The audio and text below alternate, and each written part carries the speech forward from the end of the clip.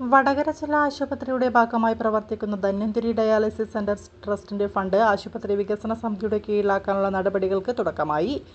ജില്ലാ പഞ്ചായത്തിന്റെയും ആശുപത്രി അധികൃതരുടെയും ആവശ്യപ്രകാരം ആരോഗ്യവകുപ്പ് മന്ത്രി കെ മുരളീധരനാണ് ഇത് സംബന്ധിച്ച പ്രഖ്യാപനം നടത്തിയത്.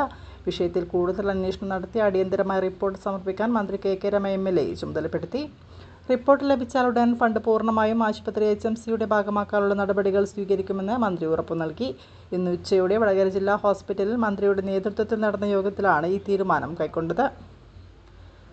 2.40 കോടിയുടെ ഫണ്ട് വികസനത്തിന് തടസ്സമെന്ന് പരാതി. നിലവിൽ ധന്വന്തരി ട്രസ്റ്റിന്റെ ബാങ്ക് അക്കൗണ്ടിൽ 2,40,00,000 രൂപയാണുള്ളത്. ഈ തുകയുടെ പലിശ ഉപയോഗിച്ചാണ് ഡയാലിസിസ് സെന്ററിന്റെ ജീവനക്കാരുടെ ശമ്പളം നൽകി വരുന്നത്.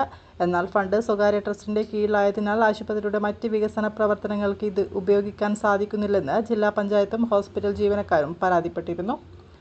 ഡയാലിസിസ് സെന്റർ കൂടുതൽ വിപുലീകരിക്കാനും കെട്ടിടത്തിന്റെ മുകൾ ഭാഗം വികസിപ്പിച്ച് കൂടുതൽ ഡയാലിസിസ് മെഷീനുകൾ വാങ്ങുവാനും ഈ ഫണ്ട് വിനിയോഗിക്കാമെന്ന് ഇവരുടെ ആവശ്യം. ഫണ്ട് HMCക്ക് കൈമാറുന്നതോടെ ഈ പ്രതിസന്ധിക്ക് പരിഹാരമാകും.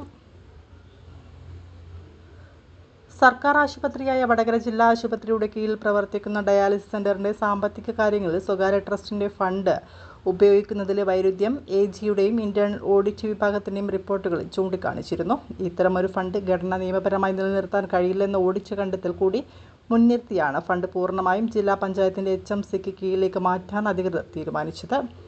MLAയുടെ റിപ്പോർട്ട് വരുന്നതോടെ വടകര ജില്ലാ ആശുപത്രിയിലെ ഡയാലിസിസ് സെന്ററിന്റെ കൂടുതൽ വികസന പദ്ധതികൾക്ക് കൂടുതൽ ഫണ്ട് ഉപയോഗിക്കാൻ കഴിയുമെന്നാണ് അധികൃതർ വ്യക്തമാക്കുന്നത്.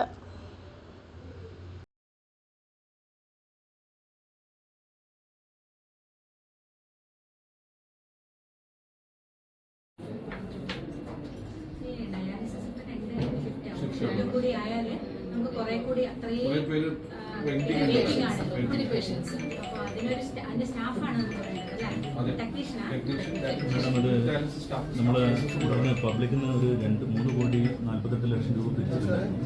അതിലിപ്പോൾ 2.5 കോടി രൂപ ഓൾറെഡി ഇവിടെ ബാങ്കിൽ ഡെപ്പോസിറ്റ് ചെയ്തിട്ടുണ്ട്.